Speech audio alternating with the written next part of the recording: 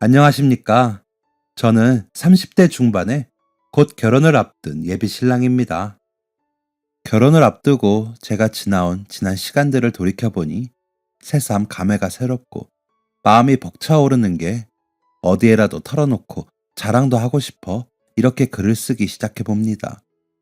저희 할머니가 찾으셔서 자주 틀어드리고 엿들으면서 진짜 별의 별일들이 다 있구나 싶었는데 저도 그렇게 평탄한 인생을 살지 못했다는 생각이 드니 사연을 보내면서 제 인생을 정리를 하고 다시 시작해야겠다는 생각이 들었습니다.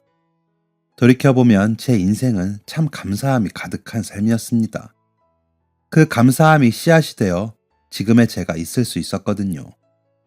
제가 6살이 되던 해에 지독히도 싸우던 부모님은 결국 이혼을 하셨습니다. 아버지는 일용직을 전전하시던 분이었기에 저를 맡아 키우시지 못하셨고 어머니는 다른 남자와 살림을 차리시면서 저를 키우지 못하시게 되었죠. 결국 저를 떠맡으신 건 저희 할머니셨습니다.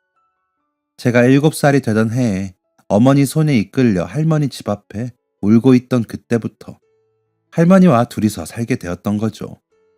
어머니가 이제 너희 할머니랑 살아. 그럼 너희 아버지가 들여다보겠지.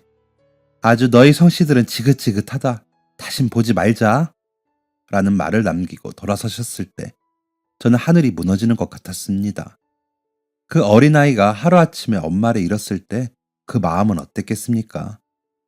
사실 그 전까지 할머니와 왕래도 없었고 아버지도 자주 만나지 못하는 상태에서 할머니 집 앞은 그저 낯설기만 한 장소였으니까요.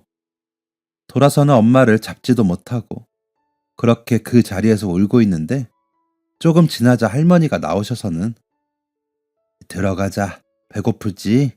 라며 저를 집 안으로 이끄셨습니다. 그 손을 뿌리치지도 못하고 안으로 들어가 할머니가 차려주시는 밥을 꾸역꾸역 먹고 문 앞에서 잠이 들어버린 저를 쓰다듬으시며 그래, 너랑 나랑 살자. 그러자. 라고 하시는 목소리에 잠결에 마음이 놓였습니다. 다음날 아침에 일어나 양치를 하고 세수를 하고 나오니 또 묵묵히 밥을 차려주시며 많이 먹어. 그래야 키 크지. 왜 이렇게 말랐어? 라며 제 앞으로 밥상을 밀어주시는 할머니의 모습은 아직도 잊지 못합니다. 할머니는 가사도우미 일을 하셨습니다. 지금이야 임금의 마지노선이 있어 표준 임금을 받을 수 있지만 그때는 그렇진 못해서 할머니께서 버는 돈이 많진 않았습니다.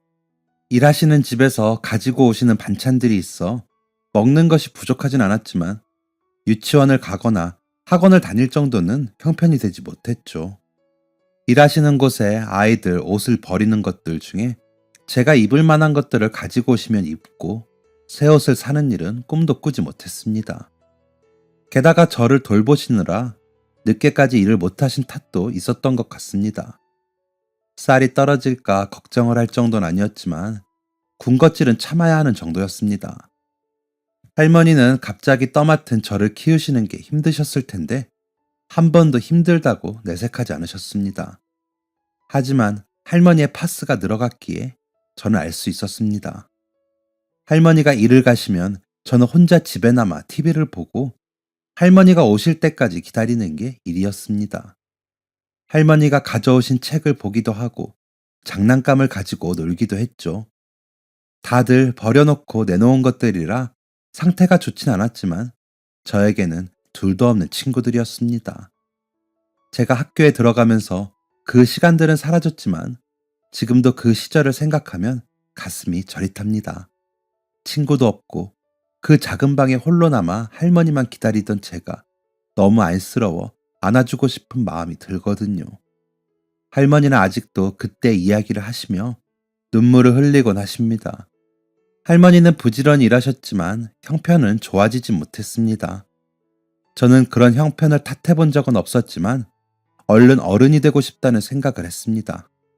할머니 고생 그만 시켜드리게 제가 돈을 벌면 좋겠다고 생각했거든요. 아버지는 할머니와 살면서도 만나지 못했습니다.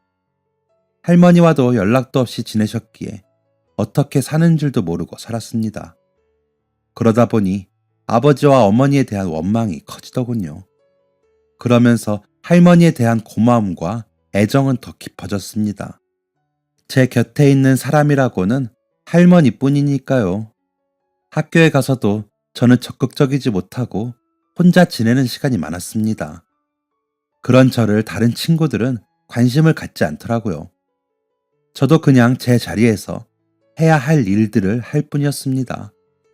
중학생이 된 이후로는 아침에 일찍 일어나 신문 배달을 하고 학교를 갔기 때문에 오전 수업은 거의 졸다시피 했고 다른 친구들을 신경 쓸 겨를도 없었습니다. 공부는 해보려고 했지만 점점 멀어졌습니다. 고등학교 때는 오후에 식당에서 아르바이트도 했기 때문에 더욱이 교우 관계는 관심이 없었습니다. 성적은 당연히 엉망이었고 졸업장만 겨우 땄다고 보시면 될 것 같습니다. 저는 열심히 돈을 모았습니다. 할머니 고생을 줄여드리고 싶기도 했고 얼른 작은 가게를 차려서 안정적인 수입을 가지고 싶었거든요.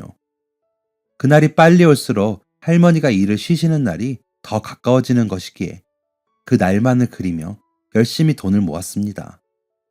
고등학교를 졸업하고 저는 정기적인 일을 갖기 위해 여기저기 면접을 봤습니다. 그러다가 백화점에 주차요원 자리를 구해 일하기 시작했습니다. 백화점 일이 끝나면 호프집에서 서빙을 했죠.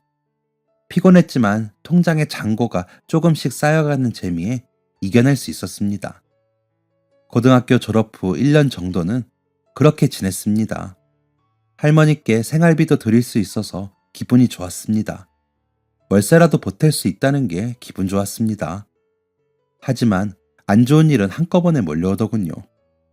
할머니가 일을 다녀오시다가 빙판에 미끄러지며 넘어지셔서 고관절이 크게 다치게 되었습니다. 연락을 받고 가보니 온몸이 퉁퉁 부어 누워 계시는데 마음이 미어지더군요. 할머니 병원비는 600만 원 정도가 들었는데 그동안 모아놓은 돈으로 해결을 했습니다. 할머니는 한동안 누워서 생활을 하셔야 했기에 제가 버는 돈으로 생활비를 해야 했습니다. 그러다 보니 더 이상 돈이 모이지 않더군요. 그래도 중요한 것은 할머니의 건강이었기에 그저 열심히 일했고 할머니를 돌보며 지냈습니다. 하지만 할머니의 건강은 쉽게 회복되지 못했습니다. 혼자 계실 때는 화장실 가는 것도 힘들어져 성인용 기저귀를 사용하셔야 할 정도였죠. 식사도 제가 차려놓고 출근을 하면 일어나 드실 정도였습니다. 재활을 하기 위해서는 운동이 필수인데 제가 도와드릴 수 있는 시간이 너무 적었습니다. 할머니 연세가 그때 70대 초반이셨는데 고생을 많이 하신 탓인지 체력이 너무 약하셨습니다. 그러다 할머니가 어느 정도 회복이 되어 집 앞까지 나갔다가 들어오실 정도가 되었을 때 저에게는 더 큰 일이 생겼습니다. 바로 국방의 의무를 져야 한다는 입영 통지서가 나왔더군요. 아직 몸이 안 좋으신 할머니를 두고 군대를 가야 한다니 눈앞이 캄캄했습니다. 게다가 할머니의 통장 잔고와 제 통장 잔고는 제가 군대에 가 있는 동안 할머니의 병원비와 생활비로 사용하기에는 택도 없이 적었기에 그 걱정까지 더해지니 미칠 지경이었습니다. 제가 유난히 어두운 얼굴을 하고 있자 호프집 사장님께서 "너 요즘 무슨 일 있냐? 왜 그래?" 하고 물으시더라고요. 그래서 저의 사정을 말씀드렸더니 "동사무소 가서 혹시 도움받을 수 있는지 알아봐라. 노인들은 아마 요양인가 뭔가로 지원받을 수 있을걸?" 이라고 하시더라고요. 귀가 번쩍하더군요. 백화점이 쉬는 날 동사무소로 가 사정 이야기를 하고 제가 군대에 있는 동안 할머니의 생활에 도움을 받을 것이 있는지 알아보았습니다. 결과적으로는 도움을 받을 수 없다고 하더군요. 어디서 살았는지 죽었는지도 모르는 아버지라는 사람이 서류상에 존재해 있어 부양할 자식이 있다는 이유에서였죠.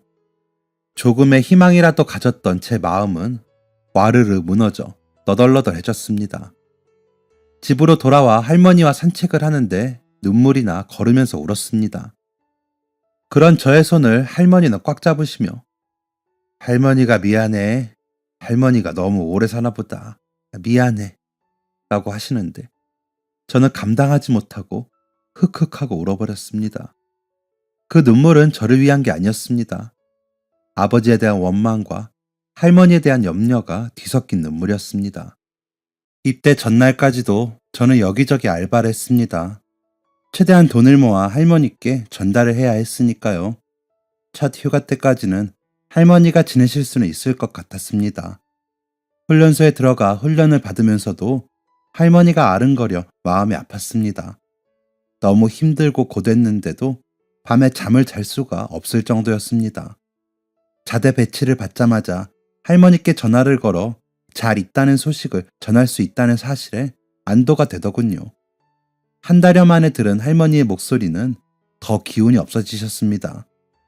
아직은 시장에 혼자 다니시긴 힘든 상태셨기에 드시는 것도 시원찮을 것 같아 마음이 안 좋더라고요. 할머니와 통화가 끝나면 화장실에서 혼자 우는 게 일이었습니다. 그러던 어느 날 한 동기가 너 무슨 일 있냐? 라고 묻더라고요. 그래서 아니야 라고 답을 했는데 야, 다 죽어가는 얼굴이면서 뭐가 아니야 라며 절 살피기에 할머니 이야기를 했습니다. 진지한 얼굴로 듣던 동기는 힘들겠다. 그런 일이 있으면 조기 전역도 가능한 거 아니야? 의가사 전역 라더군요. 그래서 웃고 말았습니다. 차마 아버지 이야기까지는 하고 싶지 않았거든요. 기다리고 기다리던 첫 휴가가 되어 저는 최대한 빨리 할머니가 계시는 집으로 돌아왔습니다. 다행히 할머니의 몸 상태는 더 나빠지지 않았고 전보다 잘 걸으시더라고요. 그래도 일을 하시기엔 불안해 절대 일하지 마시라고 말씀을 드렸죠. 그리고 저는 다음 날부터 부대 복귀 전날까지 공사장에서 일을 하고 돈을 벌었습니다. 그리고 그 돈을 할머니가 쓰실 수 있도록 통장에 입금을 해두었습니다. 그렇게 휴가 때마다 저는 공사장을 전전하며 일을 했고 돈을 벌어 할머니가 생활비로 쓰실 수 있도록 했습니다. 그렇게 네 번째 휴가를 나왔을 때 저는 일을 하다 발목에 자재가 떨어져 다치게 되었습니다. 휴가 마지막 날이었기에 치료를 받지 못하고 바로 부대로 복귀했죠. 제가 다리를 쩔뚝거리며 움직이는 게 시원치 않자 선임인 김 병장님께 알렸습니다. 그렇게 선임 하사님도 알게 되셨고 다친 경위에 대해 이야기를 하다가 제 형편을 알게 되셨습니다. 그러자 제 치료를 도와주시는 것을 넘어 저를 도울 방법을 강구해 주시겠다며 대대장님에게까지 저에 대한 이야기가 올라가게 되었습니다. 그러자 놀랍게도 저희 할머니를 돌봐주시러 부대의 한 상사님과 무선반장님이 나가셨고 아버지의 주민등록을 말소하는 방법으로 할머니가 정부 보조금을 받으실 수 있도록 해주셨습니다. 그리고 사회복지사님이 정기적으로 저희 할머니가 잘 계신지 들여다보시도록 해주시기로 약속도 받아주셨다고 했습니다. 감사했습니다. 정말 기적 같은 일이었습니다. 그것만으로도 너무 감사한 일이었는데도 불구하고 저를 조기 제대가 가능하도록 조치를 취해 주신다고까지 하셨습니다. 하지만 저는 그 방법을 선택하지 않았습니다. 어쨌거나 제 몫의 역할이었기에 끝까지 해내고 싶기도 했습니다. 그런 저를 보던 동기는 너는 정말 책임감이 있다. 나 같으면 옳다쿠나 하고 제대시켜달라고 했을 텐데 라고 하기에 그럼 내가 아버지랑 다를 게 없잖아. 감사하게 내 사정 다 봐주셨고 마음도 놓이게 해주셨는데 내 역할을 그만두면 안 되지. 할머니도 제대할 때까지 잘하고 오라고 하셨어. 지금까지 받은 것만으로도 벅차게 감사해. 라고 대답을 했습니다. 그리고 저는 또 제 생활을 열심히 했습니다. 휴가를 나가서 공사장에 나가는 것도 계속했죠. 상병이 되고 휴가를 앞둔 어느 날 동기인 상혁이가 건승아, 이번 휴가 때는 우리 집에 같이 안 갈래? 라고 묻더군요. 그래서 왜? 무슨 일 있어? 라고 물어보니 그냥 너랑 우리 집에 한번 가고 싶어서 내가 우리 부모님한테 너 자랑 좀 했거든. 그랬더니 궁금해하셔서 갈래? 라고 묻더군요. 부모님이 궁금해 하신다는데 또 거절만 할 수는 없어. 그럼 휴가 나가는 날 같이 가자. 참나, 내가 뭐라고 자랑을 하냐? 라고 답하니 야, 너같이 열심히 사는 애가 어디 있냐? 나는 완전 철딱서니 없이 살았거든. 널 보면서 내가 얼마나 부끄러웠는지 몰라. 너는 어쩜 불평도 안 하고 그렇게 뭐든 열심히 하냐? 그래서 내가 자랑을 했다니까. 라며 웃더라고요. 쑥스럽기도 하고 괜히 민망해져서 저도 같이 웃어버렸습니다. 그렇게 가게 된 동기 상혁이의 집은 딱 봐도 부자구나 라고 느껴지는 집이었습니다. 상냥하신 어머님과 다정해 보이시는 아버님이 저희를 맞아주시는데 상혁이가 왜 그렇게 따뜻한 아이인지 알 수 있더군요. 식탁에 차려둔 음식은 정갈하고 맛있었습니다. 종류도 너무 많아 뭐부터 먹어야 할지 모르겠더라고요. 음식을 먹으며 할머니 생각이 나던 차에 어머님이 잘 먹네. 내가 갈 때 가져가라고 챙겨놨어요. 가져가요. 할머님 드시라고 전복죽도 좀 쌌어요. 라고 말씀하시는데 너무 감사하더라고요. 감사합니다. 너무 맛있었습니다. 라고 말씀드리며 웃었습니다. 그런 화목하고 풍성한 식탁에 처음 앉아 식사를 하려니 낯설기도 하고 행복한 가정이 이런 거구나 하는 동경도 생기더라고요. 식사가 끝나고 거실에 앉아 과일과 차까지 대접받으며 근황에 대해 이야기를 나누고 있는데 아버님께서 저기 내가 결례가 안 된다면 건순군 제대하고 자리 잡을 때까지 정기적으로 돕고 싶은데 괜찮겠어요? 내가 어릴 때 참 힘들게 컸거든. 그런데 우리 장인어른 만나서 공부도 하고 이렇게 결혼도 하고 회사도 세우고 했어. 나도 우리 장인어른처럼 좀 베풀고 싶은데 건순군이 제격인 것 같아. 우리 상혁이가 좋아하는 친구이기도 하고 어찌됐든 안정적으로 할머니를 모실 수 있는 게 건순군도 좋지 않겠어요? 라고 하시더라고요. 갑작스러운 제안에 어떻게 해야 할지 모르겠더라고요. 제가 머뭇거리자 아버님께서 웃으시면서 내가 그냥 그렇게 하겠다는 게 아니야. 나중에 잘 돼서 갚으라는 거지. 우리 상혁이랑 같이 우리 회사 일 좀 배워서 해주면 더 좋고 라고 하셨습니다. 제가 배움이 짧아 도움이 될진 모르겠습니다. 제가 누구의 도움을 많이 받아보진 못해 너무 어리둥절합니다. 라고 했더니 상혁이가 야, 너 공부 안 해서 그렇지 머리 좋아. 군대에서 자격증 딴 게 몇 개냐. 늦었지만 대학 가고 졸업해서 우리 회사에서 같이 일하자. 라며 얼른 받겠다고 하라며 웃더라고요. 이게 무슨 일인지 나에게도 이런 횡재가 있는지 놀라워 어안이 벙벙하고 있는데 아버님께서 봉투를 주시며 이거는 일단 할머니 필요하신 게 뭔지 몰라서 이만큼만 넣었어요. 이걸로 할머니 필요하신 거 하고 제대할 때까지 하고 싶은 공부가 뭘까 생각해 봐요. 우리 상혁이 말로는 컴퓨터 관련 자격증을 그렇게 단시간에 땄다면서요. 좋아하는 게 뭔지 생각해보고 이야기해줘요. 알았죠? 나는 얼마든지 투자하고 싶으니까. 라는 말과 함께 제 손을 꼭 잡아주셨습니다. 어머니는 제 어깨를 토닥이시며 아들 하나 더 생겼다고 생각할 테니까 부담 느끼지 말아요. 라고 해주셨고요. 집으로 돌아와 봉투를 열어보니 수표로 1,000만 원이 들어있더군요. 깜짝 놀랐습니다. 간단하게 할머니가 지내실 만큼의 돈이 아니고 너무 큰 돈이었으니까요. 할머니께 있었던 일을 말씀드리고 이 돈을 어떻게 해야 할지 의논을 했습니다. 할머니는 이야기를 들으시더니 고개를 파묻고 엉엉 우시더라고요. 이런 감사한 일이 어디 있니? 염치가 없어서 어쩌면 좋아. 이 할미가 못해준 걸 다른 분이 해주시겠다니 너무 미안하다. 라고 이야기하시면서요. 한참을 그렇게 우시는 할머니를 보자니 마음이 아프면서도 더 나은 삶을 살겠다는 의지가 생겼습니다. 저를 위해 이렇게 눈물을 흘리시는 할머니와 그리고 저에게 호의를 베푼 상혁이와 그의 부모님을 실망시켜드릴 수는 없다고 생각했습니다. 그래서 제가 공부했던 자격증 관련 학과가 있는 대학들을 검색해 봤습니다. 그 대학들 중 제 자격증으로 갈 수 있는 대학들로 추려보았더니 경기도 끝자락에 있는 전문대 몇 군데가 있더라고요. 물론 수능을 봐야 하긴 했지만 공부를 해본 적이 없었기에 가늠이 안 되더라고요.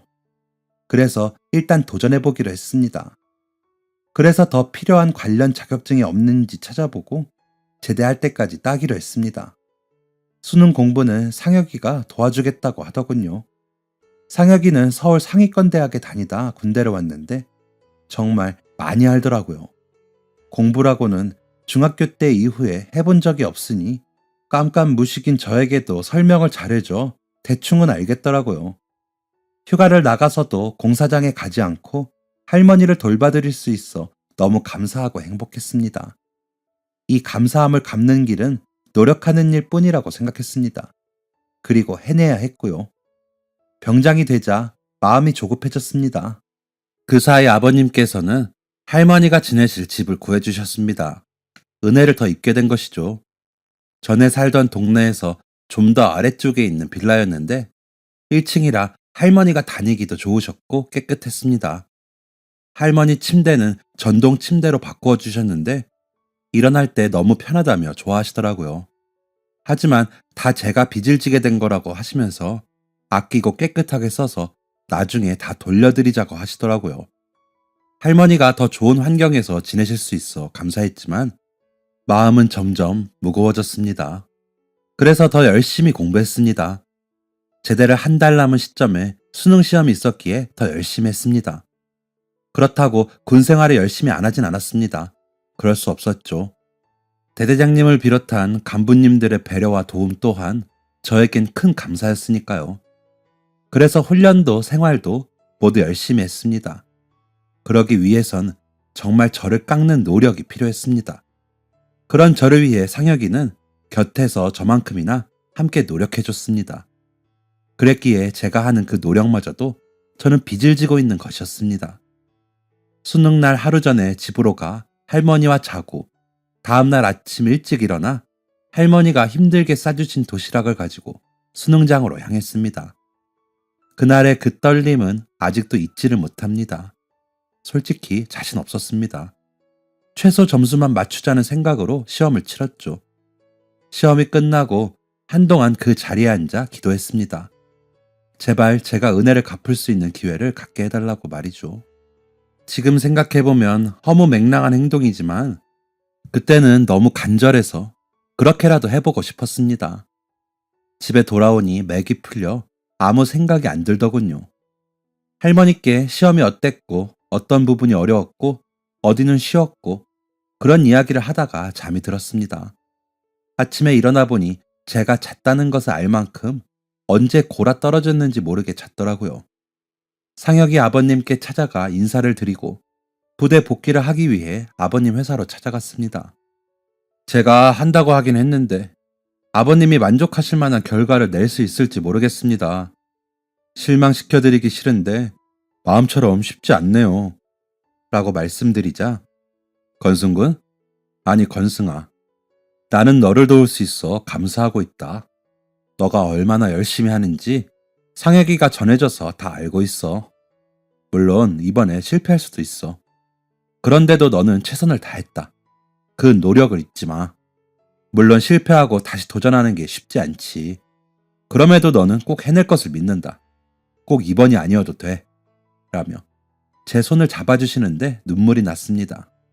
누군가에게 다음 기회가 있으니 다시 해보자 라는 이런 진심 어린 조언을 들은 게 처음이었거든요. 그런 말을 듣고 안심할 수 있다는 것조차 빚을 지고 있는 것이었지만 위로가 되었습니다. 부대에 복귀를 하고 상혁이에게 시험에 대해 이야기하고 아버님에 대해 이야기를 하고는 내가 뭐라고 이 군대라는 곳에 와서 그렇게 도움을 받은 것도 감사할 일인데 너를 만나 이렇게 도움을 받고 위안도 받나 싶다. 고맙다. 아버님 말씀대로 꼭 해내서 아버님 회사에도 너한테도 도움이 되는 사람이 되어볼게. 라고 말했습니다. 그런 저를 보던 상혁이는 크게 웃더니 나는 널 보면서 많이 배웠어. 나 같으면 그런 환경에서 너처럼 웃으면서 할머니 걱정을 할 수 있을까 싶더라. 나는 아버지 덕에 좋은 환경에서 살다가 군대 온 게 내 인생 최대의 고난이었거든. 아버지 고생하신 이야기만 들었지 고생이 뭔지도 모르는 내가 널 보면서 배우고 있어. 너 대단해. 그런 대단함이 다른 사람들을 움직이는 거야. 너무 그렇게 부채의식을 갖지 마. 라며 제 어깨를 다독여 주더라고요. 고마웠습니다. 든든했고요. 그래서 이 마음들을 제가 꼭 갚고 싶었습니다. 제대를 하기 전 말년 휴가를 나와 여기저기 단기 알바라도 하려고 알아보고 복귀를 했다가 제대를 했습니다.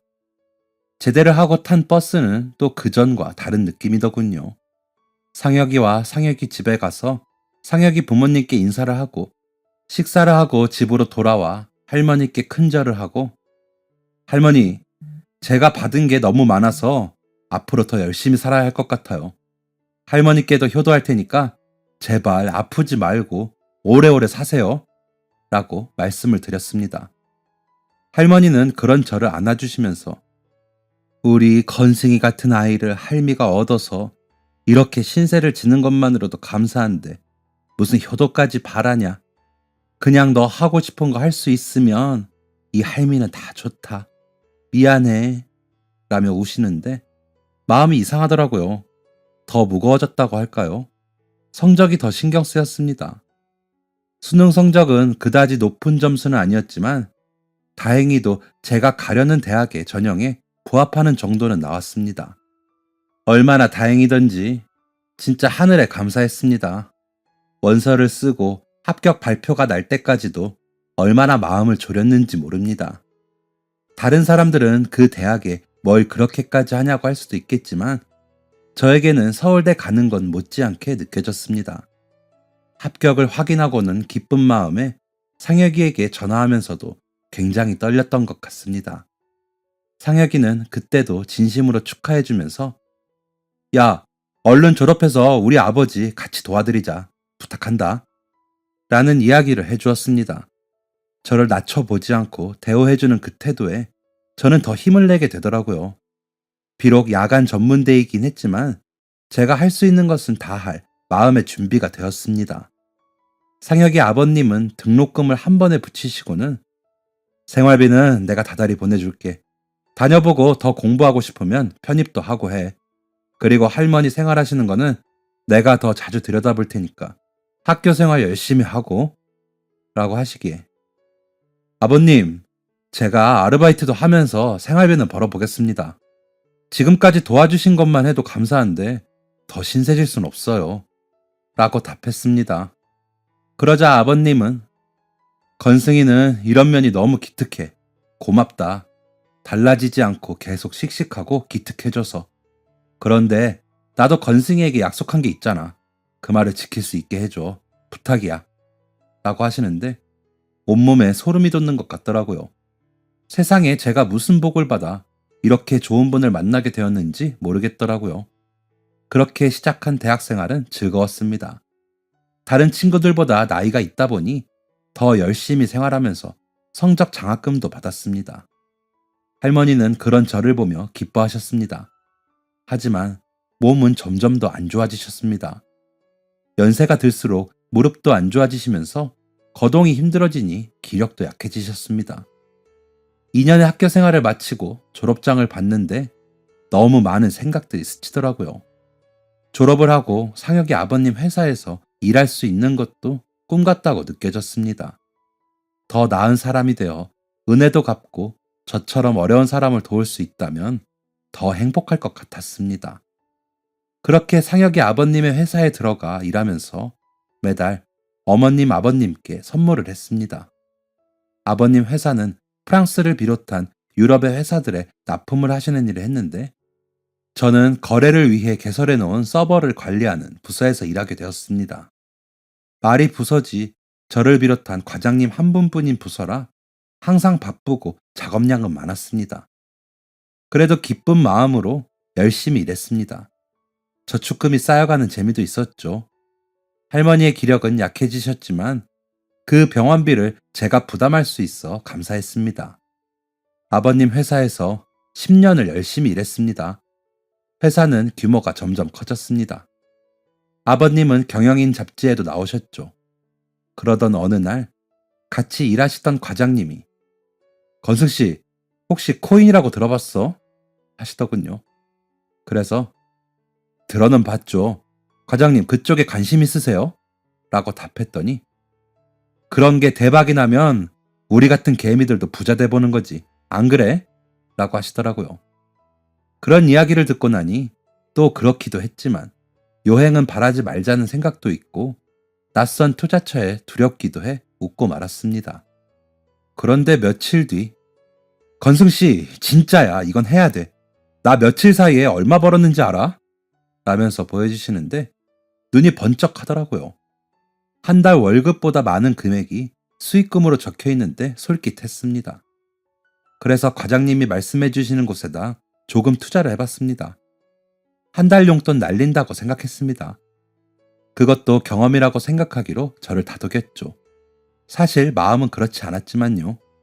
그런데 결과는 굉장했습니다. 제가 투자했던 비용의 3배의 수익이 배당되더군요. 그렇게 생긴 돈을 시작으로 분산 투자도 해보고 다시 합쳐 투자도 하면서 점점 불려나갔습니다. 그러는 와중에 회사에는 안 좋은 일이 일어났습니다. 이사진으로 재직하던 분들 중에 한 분이 거래를 위해 가지고 나간 회사 돈을 가지고 마카오의 카지노에서 탕진을 한 뒤 사라지는 일이 일어났습니다.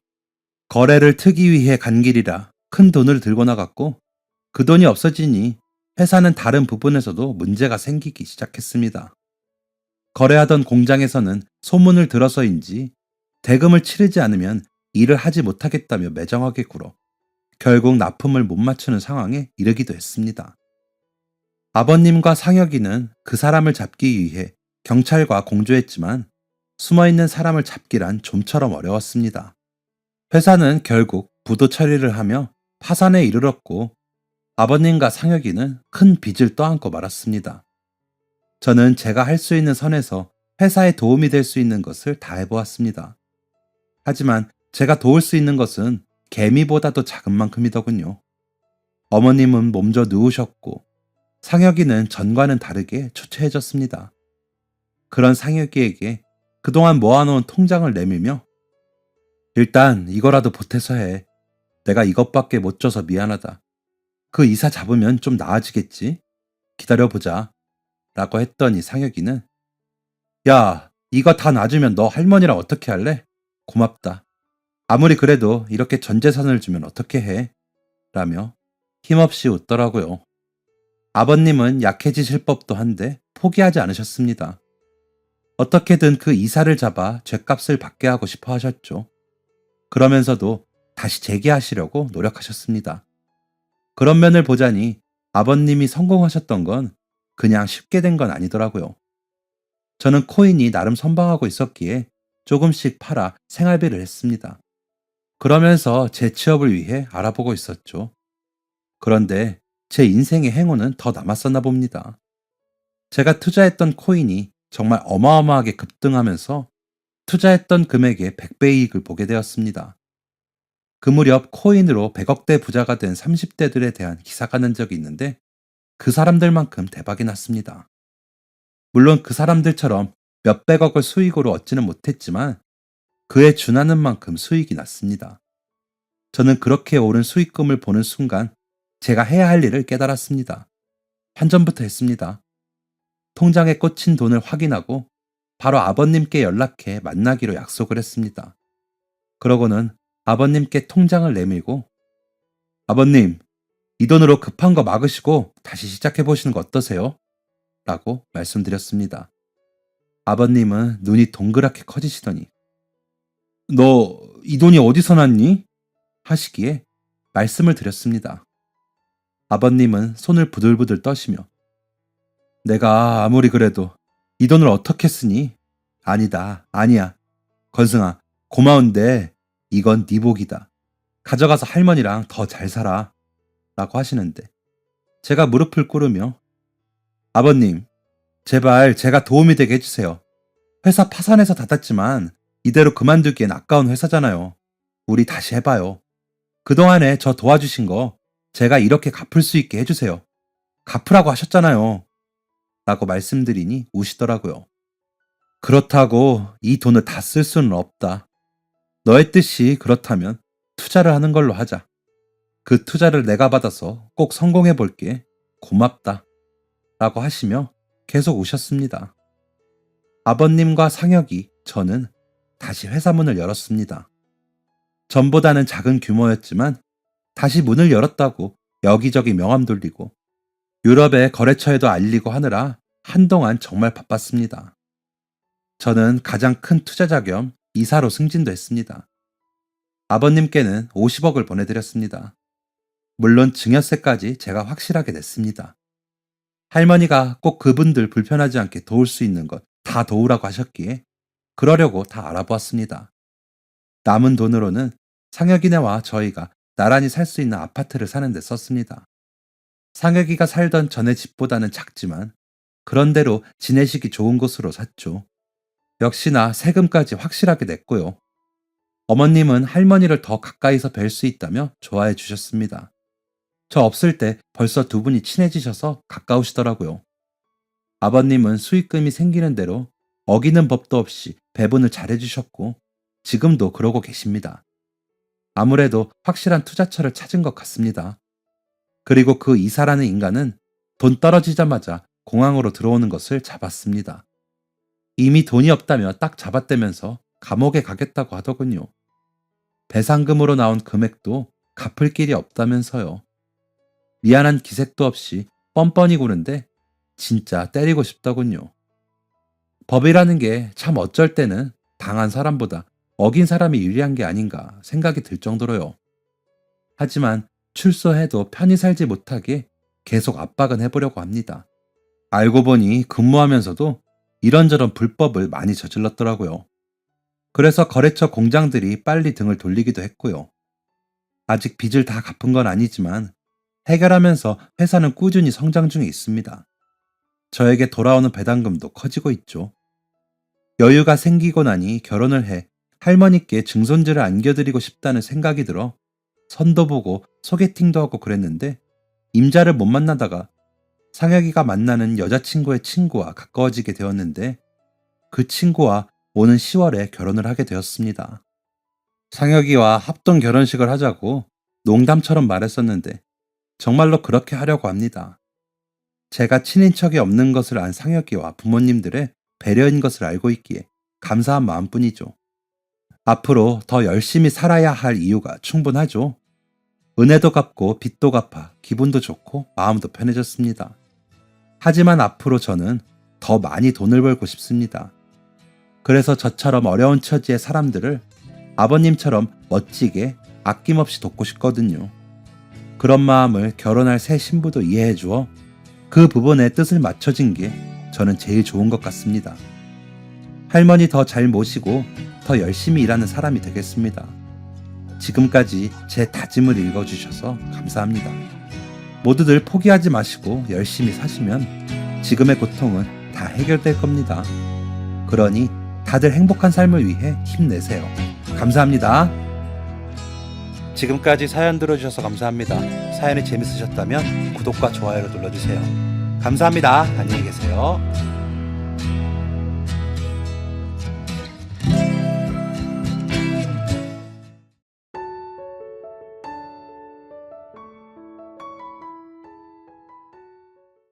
안녕하세요. 저는 지방에 살고 있는 평범한 60대 여자입니다.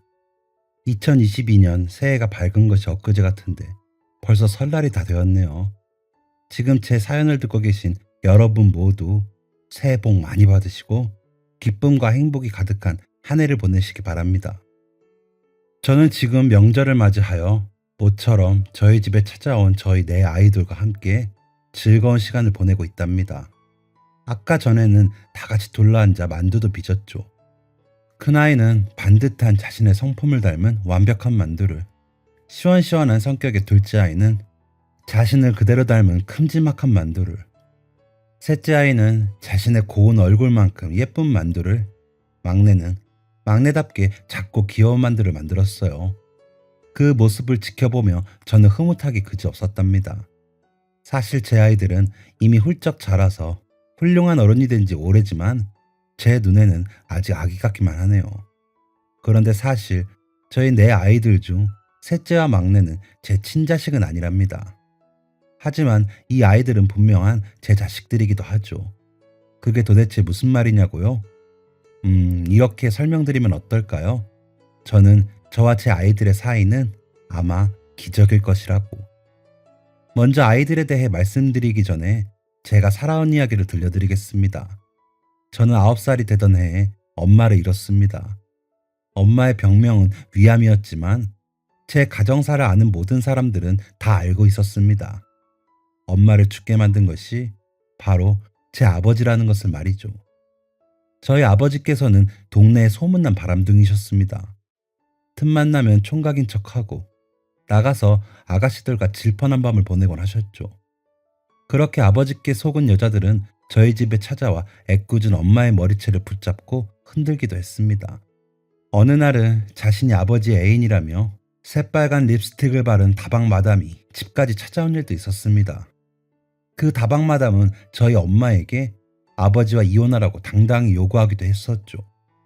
그런 기가 막힌 일들이 벌어질 때마다 당연히 엄마의 속은 썩어 문드러져 갔을 겁니다. 아니, 썩다 못해 가루가 되어버렸겠죠. 엄마의 지인들은 차라리 아버지와 이혼을 하라고 권유하셨지만 엄마는 저를 아빠 없는 자식으로 만들 수는 없다면서 꿋꿋하게 버티셨습니다. 아버지께서는 엄마에게 미안해하기는커녕 점점 더 막 나가기 시작하셨습니다. 어떤 수모를 당해도 그저 참기만 하는 엄마가 만만해 보였던 거죠. 여편 내랍시고 하나 있는 게 저 모양이니 내가 집구석에 들어오고 싶겠어? 어느 날 술에 잔뜩 취해 들어오신 아버지께서는 수수하다 못해 허름한 차림을 한 엄마를 보시더니 혀를 끌끌 차며 말씀하셨습니다. 야, 너 벙어리야? 사람이 말을 하는데 무슨 대꾸가 없어? 아유, 재미없어. 목석 같은 이라고. 그런 말을 듣고도 엄마는 그저 참으실 뿐이었습니다. 아무 죄 없이 당하는 모욕이 견디기 무척 힘드셨을 텐데 엄마는 홀로 눈물을 훔치시기만 하셨습니다. 그런데 그렇게 꾹꾹 눌러 참기만 하신 게 화근이었던 것일까요? 엄마는 어느 날부턴가 헛구역질을 자주 하셨고 곧 피를 토하기 시작하셨습니다. 그날 저는 엄마와 시장에 갔었는데 갑자기 붕어빵이 먹고 싶더군요. 그래서 엄마에게 붕어빵을 사달라고 졸랐죠. 엄마, 나 붕어빵 사주세요. 조금 있다가 저녁 먹을 건데 간식 먼저 먹으면 밥 제대로 못 먹잖아. 붕어빵은 다음에 먹자, 수진아. 아, 나 붕어빵 먹고 싶어, 엄마. 응? 그러자 엄마는 못 말리겠다는 표정을 지으시면서 결국 붕어빵을 사주셨죠. 그 대신 이따가 저녁도 많이 먹어야 해. 네.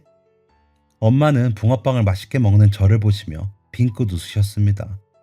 그런데 갑자기 콜럭콜럭 기침을 하시더니 갑자기 분수처럼 피를 토하기 시작하셨습니다.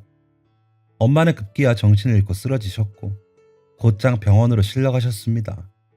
그리고 병원에서는 엄마에게 위암 3기라는 진단을 내렸습니다. 청천벽력 같은 소식이었죠. 엄마는 급하게 항암제를 처방받고 치료에 나섰지만 병세는 점점 악화되어 갔습니다. 이미 손쓰기에는 너무 늦은 시기였던 것이죠. 그러던 어느 날 엄마는 평소보다 훨씬 더 많은 피를 토하셨고 몇 번에 혼절하셨습니다. 의사 선생님께서는 착잡한 얼굴로 이렇게 말씀하셨죠. 환자분, 아무래도 마음의 준비를 하셔야겠습니다. 그 말을 들은 엄마는 저를 끌어안고 한참을 우셨습니다.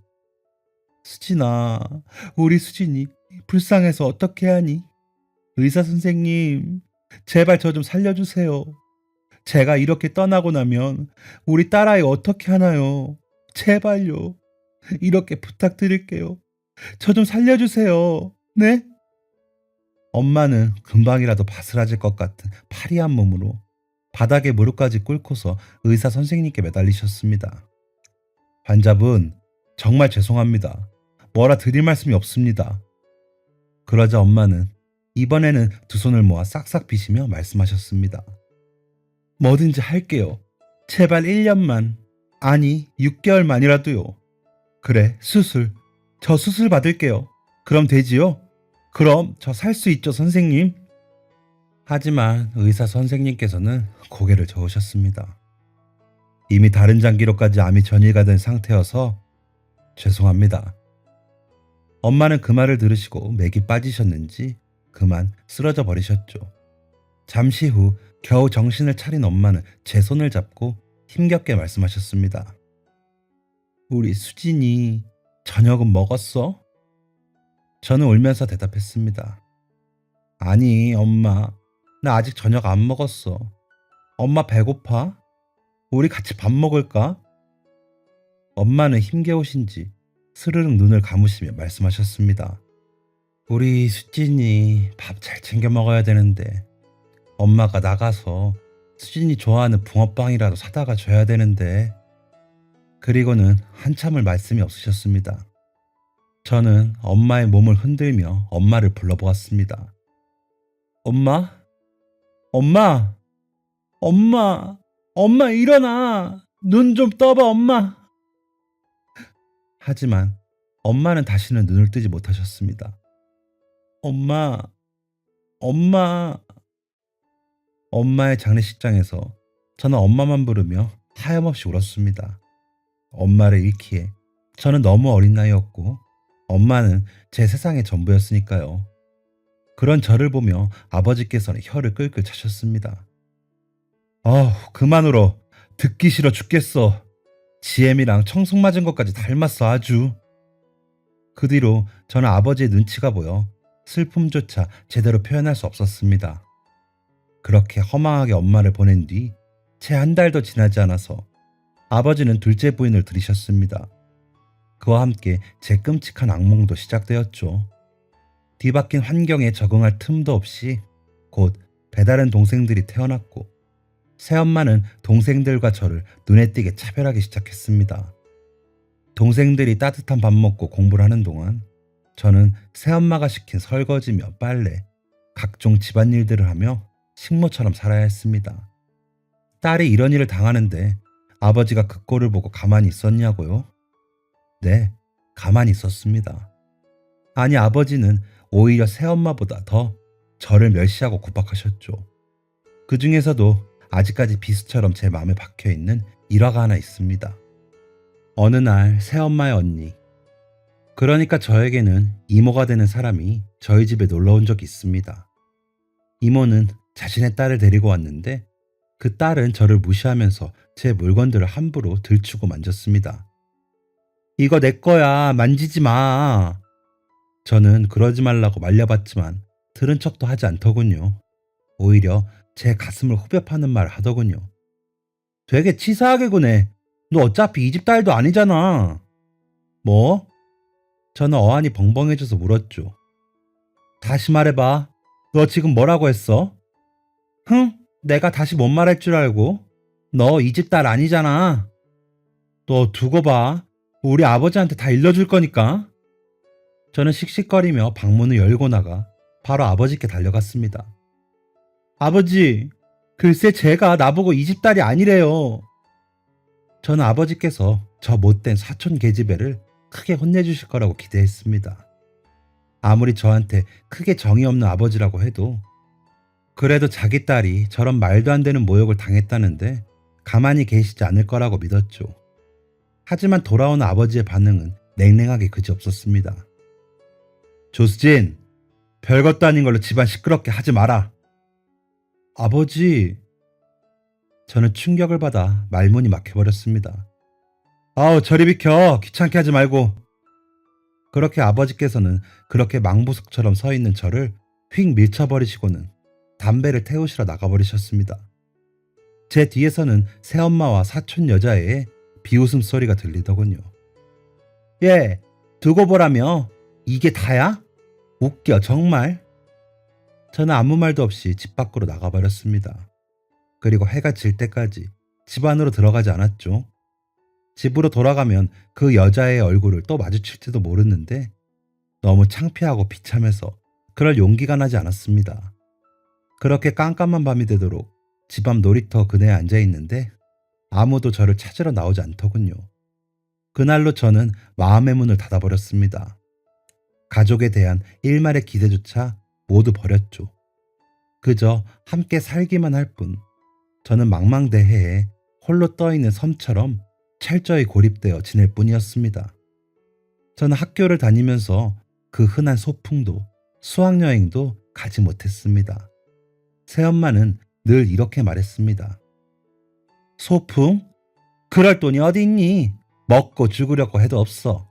정 가고 싶으면 네 아버지한테 말해보든가.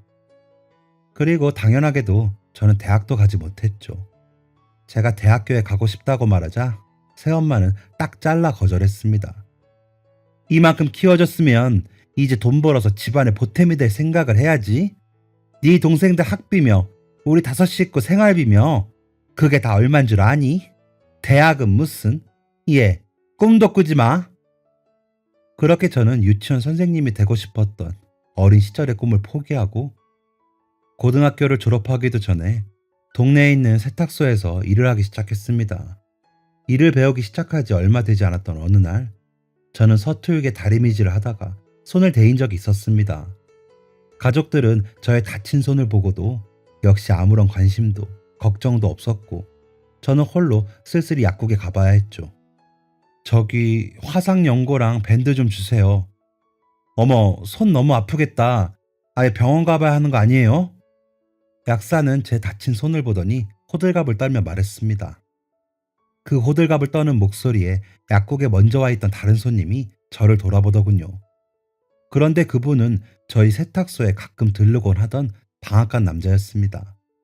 그 남자는 저와 제 손을 번갈아 보더니 제게 말을 걸었습니다. 괜찮아요? 저는 어쩐지 창피해져서 그저 고개만 끄덕이고 얼른 약만 받아서 도망치듯 약국을 빠져나왔습니다. 그렇게 얼마의 시간이 흐르고 설날이 되었습니다. 그런데 설날 아침 상에는 제 떡국만 준비되어 있지 않더군요. 제 앞에 놓인 것은 그저 흰밥과 김, 그리고 김치뿐이었습니다. 새엄마는 저를 보며 말했습니다. 만들다 보니 떡국이 모자라네. 수진이 너는 그냥 밥 먹어도 괜찮지? 그리고는 자기들끼리 뭐가 그렇게 즐거운지 하하호호 웃으며 서로 덕담을 주고받았습니다. 저는 밥이 입에 들어가는지 코로 들어가는지도 모르는 채로 식사를 마쳤고 설거지까지 마친 뒤엔 집 밖으로 빠져나왔습니다. 그리고 집 앞 공원 벤치에 앉아서 서러운 마음을 삭혔죠. 이런 일들에 이제는 익숙해질 대로 익숙해졌다고 생각했는데 여전히 때때로 제 마음은 이렇게 무너져 내리곤 했습니다. 문득 엄마가 너무 보고 싶어지더군요. 엄마, 나만 남겨두고 왜 그렇게 빨리 하늘나라에 가버렸어? 그렇게 눈물을 훔치고 있는데 누군가 제게 말을 걸어왔습니다. 저기 수진 씨? 깜짝 놀라서 고개를 들어보니 그곳에는 일전에 만난 방앗간 남자가 서 있었습니다. 저를 아세요? 제가 쭈뼛거리며 묻자 그 남자는 활짝 웃으며 대답했습니다. 그럼요. 여기 앞에 세탁소에서 일하시는 수진 씨잖아요. 저 거기 몇 번 갔었는데 혹시 모르세요? 아, 알아요. 저는 어색하게 대답했습니다. 그러자 그 남자는 여전히 웃는 얼굴로 제 앞에 털썩 앉더니 천진난만한 얼굴로 이렇게 물었습니다. 그런데 설날인데 왜 혼자 밖에 나와서 이러고 계세요? 아, 그냥 뭐 바람 쐬러요. 저는 뭐라고 대답해야 할지 몰라서 그냥 그렇게 얼버무렸습니다. 그러자 그 남자는 고개를 끄덕이더니 또 이렇게 물었습니다. 아, 지난번에 손 다치신 거는 괜찮으세요? 네, 이제 괜찮아요. 조심하셔야죠. 이렇게 예쁜 손 다치시면 안 되죠. 그 남자는 그렇게 낯간지러운 말을 참 쉽게도 했습니다. 저는 어색해서 이제 그만 자리에서 일어나려고 하는데 남자는 또 제게 말을 걸어왔습니다. 설날인데 떡국은 드셨어요? 저는 그 말에 멈칫했다가 조용히 고개를 저었습니다. 아니요, 아직. 그러자 그 남자는 눈을 동그랗게 뜨더니 아니, 설날인데 떡국을 안 드시면 어떻게 해요? 저 좀 따라오세요. 라고 말하며 제 손을 덥석 잡고 어딘가로 향하기 시작했습니다. 저는 정신없이 그 남자의 손에 이끌려 걸었죠. 그렇게 도착한 곳은 이 남자가 일하는 방앗간이었습니다. 어제 제가 기막히게 맛있는 떡을 잔뜩 만들었거든요. 수진 씨도 나눠드릴 테니까 집에 가져가서 드세요. 이 남자는 그러면서 제 손에 따끈한 떡을 올려주었습니다. 그런데 저는 그 따뜻한 온기가 꼭 생전에 저희 엄마 손 같아서 그만 눈물을 터뜨리고 말았습니다. 떡을 움켜쥐고 주저앉아서 펑펑 우는 저를 보면서 남자는 어쩔 줄은 몰라 했습니다. 그렇게 한참을 울고 난 뒤 저는 잘 알지도 못하는 이 남자에게 제 사정과 속에 있던 이야기들을 해주었고, 남자는 그저 가만히 제 어깨를 토닥여 주었습니다. 다 안다는 듯한 따뜻한 눈빛으로 저를 쳐다봐주며 말이죠. 제 이야기가 끝나자 남자는 담담하게 자신의 이야기를 말하기 시작했습니다. 수진 씨, 저는 고아예요. 어렸을 때 부모님 돌아가시고 큰아빠 밑에서 이렇게 방앗간 일 배우면서 살고 있죠. 그래서 수진 씨가 그동안 얼마나 외로웠을지 잘 알아요. 괜찮다면 앞으로도 이렇게 수진 씨를 제가 위로해드리고 싶어요. 그렇게 저희는 연인이 되었고 얼마 뒤 서둘러 결혼식을 올렸습니다. 새엄마와 아버지는 저에게 딱 100만 원을 줄 테니 나머지는 네가 알아서 하라고 하시더군요. 마치 귀찮은 짐짝을 처리하는 듯한 태도였죠. 저는 그런 가족들과 최대한 멀리 떨어지고 싶었고, 그래서 저희 부부는 남편이 어렸을 때 살던 동네로 내려가 작은 떡집을 차렸습니다. 남편이 그동안 열심히 떡을 만드는 기술을 배웠기 때문인지 다행히 떡집은 날로 번창해 갔습니다. 그리고 토끼 같은 딸과 아들까지 차례로 태어나주며 저는 무척이나 기쁜 날들을 보냈죠. 엄마를 잃은 뒤로 늘 외로웠던 저는 그제야 삶의 안정을 찾고 행복을 만끽할 수 있었습니다. 그렇게 평화로운 시간이 흐르던 어느 날 저는 저희 셋째 아이와 막내를 만나게 되었습니다. 벌써 지금으로부터 15년 전이네요. 그날은 이맘때쯤, 그러니까 설날 당일이었습니다. 당시 저희 가족은 명절이라고 해서 딱히 친척집에 가거나 하지 않고 저희 네 식구끼리만 조촐하게 시간을 보냈습니다. 어차피 가봐야 천덕꾸러기 신세이기만 할 것 애초에 가질 않았죠. 그날 아침도 저희 네 식구끼리만 단촐하게 모여서 떡만둣국을 끓여 먹으며 벌써 또 한 살을 먹었네, 새해 복 많이 받으라는 등의 이야기를 나누었죠. 그것만으로도 저희 네 식구는 충분히 행복했습니다. 그러던 중 저는 갑자기 아이들에게 줄 세뱃돈을 가게에 두고 왔다는 것을 깨닫게 되었습니다. 며칠 전에 은행에 가서 빳빳한 새돈을 미리 인출해 두었었는데 글쎄 깜빡하고 가져오지 않았던 것이죠. 다행히 저희 집과 가게는 멀지 않았기 때문에 저는 제 건망증을 탓하며 급히 가게로 향했습니다. 명절이라서 다들 가족끼리 집에 있는 것인지 아니면 날씨가 추워서 그런 것인지 거리에는 사람들이 거의 없었습니다. 저는 얼른 돈을 가지고 집으로 돌아가려고 걸음을 재촉했죠. 얼마 뒤 저 앞에 저희 떡집이 보였습니다. 그런데 가게 앞에 웬 아이들이 쪼그려 앉아 있었습니다. 가까이 다가가 보니 동네에서 거지남매로 유명한 아이들이더군요. 이 아이들은 몇 년 전 이 동네로 이사를 왔는데 리어카를 끌며 폐지를 줍고 다니시는 할머니와 어렵게 살고 있었습니다. 저는 아이들에게 다가가서 물었습니다. 안녕 애들아, 추운데 왜 여기 앉아 있어? 떡 사러 왔니? 그러자 아이들은 우물쭈물하며 대답했습니다. 설날이라서 할머니 떡국 만들어 드리고 싶어서요. 그러더니 주머니에서 꼬깃꼬깃한 1,000원짜리 한 장을 꺼내더니 제게 내밀더군요. 저기 죄송한데 떡을 많이 살 돈 없어서 이만큼만 살 수 있어요? 저는 그 모습을 보고 마치 어렸을 때 저를 보는 것 같아서 마음이 시큰해졌습니다. 저는 아이들을 보고 일부러 더 밝게 웃으며 말했습니다. 그럼 이 정도면 충분해. 그리고는 봉지에 가래떡을 한 움큼 싸주었습니다. 아이들은 봉지에 떡이 가득 쌓이자 우아하며 눈을 휘둥그렇게 뜨더군요.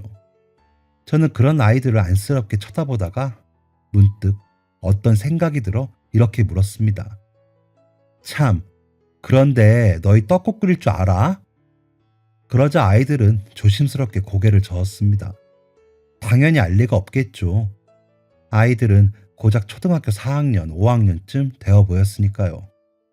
저는 잠시 생각을 해본 뒤 아이들에게 물었습니다.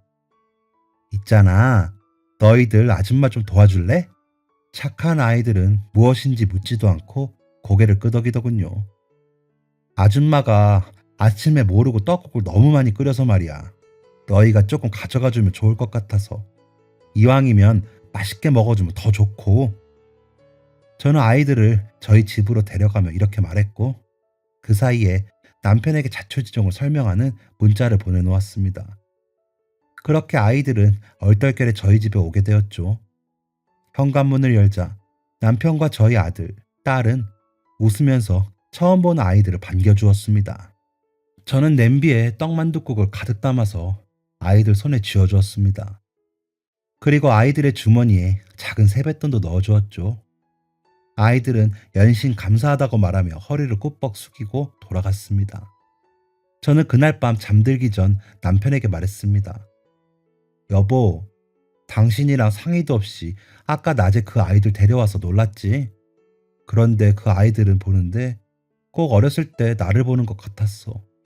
사랑만 받아도 모자란 나이에 다른 사람들 눈치나 보고. 그러자 남편은 저를 안아주며 이렇게 말해주었습니다. 잘했어. 사실 나도 가게에서 일하다가 그 아이들 몇 번 봤어. 시장 사람들 이야기를 들어보니까 그 아이들이 여기로 이사 오기 전에 걔들 아빠가 교통사고로 돌아가셨대. 애들 엄마는 혼자서 아이들 키우기 힘드니까 야반도주 해버리고 그렇게 여기 혼자 사시던 할머니 집에 오게 된 거지. 안 됐어 참. 나도 어렸을 때 내 생각이 나서 그 아이들 어떻게든 도와주고 싶었었는데 당신이 먼저 나서주니 고맙네. 그럼 우리 가끔 그 아이들 보이면 떡 좀 챙겨주고 그러자. 그래, 당신도 나도 어렸을 때 힘들었잖아. 관심도 고팠고. 우리가 넉넉한 형편은 아니지만 그래도 할 수 있는 한 어려운 아이들 있으면 도와주자. 저희 부부는 그렇게 그 아이들을 돕기로 결심했습니다. 며칠이 지나고 저는 시장에서 예쁜 옷을 여러 벌 샀습니다. 그리고 그 아이들을 다시 마주치기를 기다렸죠. 다행히 저희 떡집은 학교 근처에 있었기 때문에 얼마 지나지 않아 그 아이들을 다시 만날 수 있었습니다. 얘들아! 아이들은 저를 알아보고 고개를 꾹뻑 숙였습니다. 잠깐 아줌마 가게에 들어왔다 가지 않을래? 그리고 저는 아이들에게 준비해두었던 옷을 건넸습니다. 그때 아줌마 떡국 맛있게 먹어줘서 너무 고마웠어. 작은 선물 하나 준비했어. 마음에 들면 좋겠다. 아이들은 옷을 꺼내보더니 눈을 동그랗게 뜨며 놀라더군요. 그리고는 이내 기쁘게 웃었습니다. 너무 예뻐요. 그런데 이거 받아도 되는 거예요?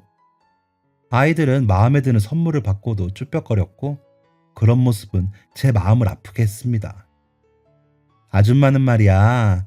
아이들을 너무 좋아해서 예전에 유치원 선생님이 되고 싶었거든. 아줌마가 좋아서 주는 거니까 받아도 돼. 아이들은 뭐라 설명할 수 없는 표정을 짓더니 이내 눈에 눈물이 고여서 감사하다고 말하며 또 허리를 꾹뻑 숙였습니다. 새 옷을 들고 기쁜 발걸음으로 집으로 돌아가는 아이들을 보며 저는 작은 뿌듯함을 느꼈습니다. 그 뒤로 저는 아이들을 마주칠 때마다 김밥이며 떡, 빵 같은 것들을 쥐어주기도 하고 계절이 바뀔 때마다 옷도 새로 사주며 가깝게 지냈습니다. 그러던 어느 날 아이들의 할머니께서 저희 떡집에 오셨더군요. 애기 엄마, 우리 애들 챙겨준다고 들었어요. 고마워요. 할머니께서는 연신 감사 인사를 하셨습니다. 아유, 별것도 아닌데요. 사실 저도 어렸을 때 엄마가 돌아가셨거든요. 애들 보면 저 어렸을 때 생각나고 그래서 제가 좋아서 하는 일이니까 신경 쓰지 마세요. 저는 그렇게 말하며 손사래를 쳤습니다. 그러자 할머니께서는 제 손을 꼭 잡으시며 이렇게 말씀하셨습니다.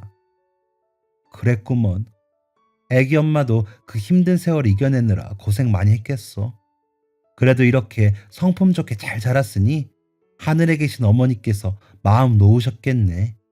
저기 이건 별것 아니고. 할머니께서는 품에 소중히 안고 계시던 봉투를 열어보셨습니다. 그리고 그 안에는 붕어빵이 들어있었죠. 저는 왠지 모르게 눈물이 왈칵 터져 나왔습니다. 아이고, 애기 엄마 왜 그래? 할머니께서는 갑자기 우는 저를 보고 당황해 하셨습니다. 저는 쏟아지는 눈물을 닦으며 말했죠. 저 어렸을 때 붕어빵을 참 좋아했거든요. 저희 엄마가 돌아가시기 전에도 저한테 마지막으로 붕어빵 사주고 싶다고 그렇게 말씀하시고 떠나셨는데 저는 차마 말을 다 끝마치지 못하고 펑펑 울었습니다. 할머니께서는 안쓰러운 눈빛으로 제 등을 토닥여 주셨죠. 어쩌면 저희는 서로를 그렇게 치유했는지도 모르겠습니다. 그렇게 시간이 흘러 어느덧 아이들과 인연을 맺은 지 14년이라는 세월이 흘렀습니다. 그 사이 아이들의 할머니께서는 돌아가셨고 아이들은 모두 고등학교를 졸업하고 번듯한 사회인들이 되어 있었죠. 저희 첫째와 둘째는 서울로 상경해 회사를 다니고 있었고 저희 셋째와 넷째는 고아남매라고 불렸던 시간이 무색할 만큼 아이들은 멋진 어른으로 자랐습니다. 어렸을 때부터 예뻤던 저희 셋째는 유명한 미용사가 되어 돈을 아주 잘 벌고 있고 막내는 해산물 포차를 작게 차렸다가 대박이 나서 동네 손님들을 죄다 단골로 만들었답니다. 내 아이들 모두 서로를 그렇게 친형제 자매로 여기고 항상 아끼고 보살펴 주었죠.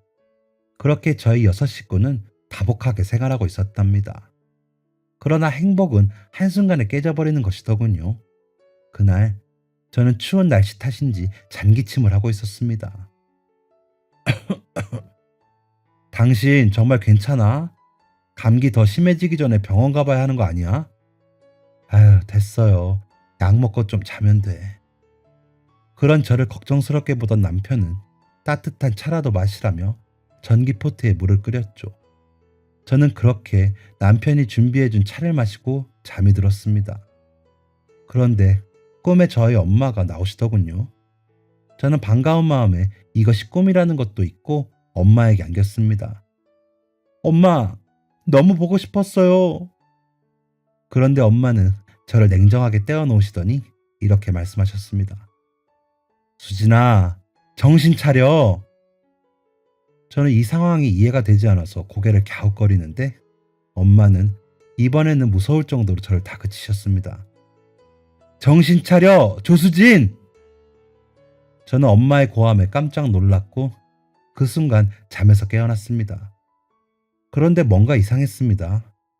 방 안에 매캐한 연기가 가득 차 있었던 것이죠. 저는 깜짝 놀라서 옆에 누워 자고 있던 남편을 흔들어 깨웠습니다. 여보, 일어나봐요. 집에 불이 났나봐. 여보! 그런데 아무리 흔들어 보아도 남편은 깨어나지 않았습니다. 저는 정신을 바짝 차리고 있는 힘을 다해 남편을 데리고 방 밖으로 나왔습니다. 문을 열자 거실은 이미 엄청난 불길에 휩싸여 있었죠. 저는 남편의 겨드랑이 사이에 제 팔을 집어넣고 남편을 끌었습니다. 그런데 정신을 잃은 성인 남자를 여자 혼자 끈다는 것이 쉬운 일은 아니더군요.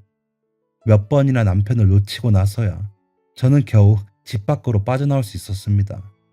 저는 완전히 기진맥진한 상태가 되었고 곧 정신을 잃고 말았습니다. 얼마 뒤 눈을 떠보니 병원이더군요.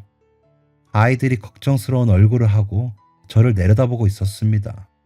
저는 곧바로 남편을 찾았죠. 아빠는? 그러자 아이들은 눈물을 흘리기 시작했습니다. 아빠는 연기를 너무 많이 마시셔서. 저희 첫째 송이는 힘겹게 말을 시작했지만 차마 끝내지 못하고 오열했습니다. 저는 그런 송이를 붙잡고 물었죠.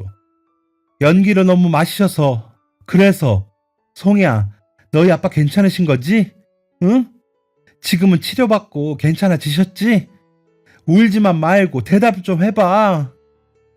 송이는 아무 말도 못하고 눈물만 흘릴 뿐이었습니다.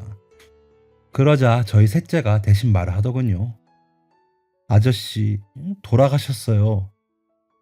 저는 그 말을 듣고 고개를 세차게 저었습니다. 아니야, 그럴 리가 없어. 거짓말이야. 제가 소리를 지르자 막내는 저를 끌어안고 달랬습니다. 아줌마, 아직 이러시면 안 돼요. 아줌마도 큰일 날 뻔하셨어요. 안정을 취하셔야 돼요. 저는 그런 막내에게 안겨 오열했습니다. 내가 더 빨리 구하지 못해서 그래. 아무 쓸모없는 몸뚱아리. 힘이 없어서 너희들 아빠를 제대로 빨리 데리고 나오지 못했어. 다 내 탓이야. 내 탓. 저는 그대로 혼절해버렸죠. 그렇게 며칠이 지난 뒤 소방서에서는 화재의 원인이 오래된 전기포트였다고 말했습니다. 저는 그 말을 듣고 다시 가슴을 쥐어뜯었죠. 그날 내가 기침을 많이 했거든. 너희 아빠가 나 먹을 차를 끓인다고 전기포트를 썼는데 정말 다 나 때문이었어. 나 때문에 그 착한 사람이 세상을 떠났어. 저는 그 뒤로 말문을 닫았습니다. 나에게 더 없는 빛이자 위로였던 사람. 남편을 잃고 저는 제정신일 수 없었으니까요. 그렇게 6개월을 저는 정신을 놓은 채 살았답니다. 저희 아이들은 넷이 번갈아가며 병실로 찾아와 저를 간호했죠. 그래도 저의 병세에는 차도가 보이질 않았습니다. 그때 저는 모든 것을 포기하고 싶을 뿐이었으니까요. 그러던 어느 날 저희 첫째 송이가 병실에 찾아와 제 옷을 갈아입히더니 저를 데리고 저희 집으로 갔습니다. 그런데 이상한 일이었습니다. 까맣게 불타 있어야 할 저희 집은 온데간데 없고 그곳엔 처음 보는 예쁜 집이 지어져 있었습니다. 저는 궁금하다는 얼굴을 하고 송이를 쳐다봤죠. 송이는 그저 웃으며 저를 집 안으로 이끌었습니다. 이윽고 현관문을 열자 그 안에는 저희 가족들의 추억이 가득 담긴 모습들이 보였습니다. 마치 전시관에라도 온 듯이 그곳에는 생전의 남편과 저희 식구들의 모습이 그림으로 그려져 있었죠. 잠시 후 저희 아이들이 방 안에서 나왔습니다. 엄마, 깜짝 놀랐죠? 제가 어리둥절해 있자 송이가 설명을 시작했습니다. 우리 넷이 돈 모아서 새로 집을 지었어요. 그 중에서도 우리 셋째 지아의 도움이 제일 컸지. 그리고 이 그림들은 우리 막내가 아는 화가 선생님께 부탁해서 그려온 것들이야. 어때? 마음에 들어요? 저는 깜짝 놀라서 눈물을 흘리기 시작했습니다. 애들아. 6개월 만에 내뱉은 말이었죠. 그러자 아이들은 저를 꼭 안아주더군요. 엄마, 이제 됐다. 엄마 말문 트였으니까 이제 됐어. 엄마, 이제 그만 자책해요. 아빠 그렇게 된 거 엄마 탓 아니야. 엄마가 이렇게 힘들어하면 아빠도 편안하게 하늘나라에 가시지 못할 거예요. 저는 눈물을 흘리며 고개를 끄덕였습니다. 그 뒤로 저의 5식구는 한 집에서 살기 시작했습니다. 물론 아이들은 회사를 다니느라 자주 집에 올 수는 없지만 틈나는 대로 저희 집에 모여서 함께 시간을 보내곤 한답니다. 저희 셋째와 막내는 이제 저를 엄마라고 부르기 시작했고요. 아이들과 함께하는 이 시간이 저에겐 더 없는 기적이랍니다. 마지막으로 하늘나라에 있을 저희 엄마와 남편에게 한마디 하고 긴 글을 마치도록 하겠습니다. 엄마, 거기서 윤서방 만났지? 따뜻하고 좋은 사람이야. 아, 떡도 맛있게 잘 만드니까 한번 만들어 달라고 해봐. 평생 혼자 외롭게 살아온 사람이니까 엄마가 잘 돌봐줘요. 그리고 여보, 잘 가라고 인사도 제대로 못하고 보내서 너무 미안해.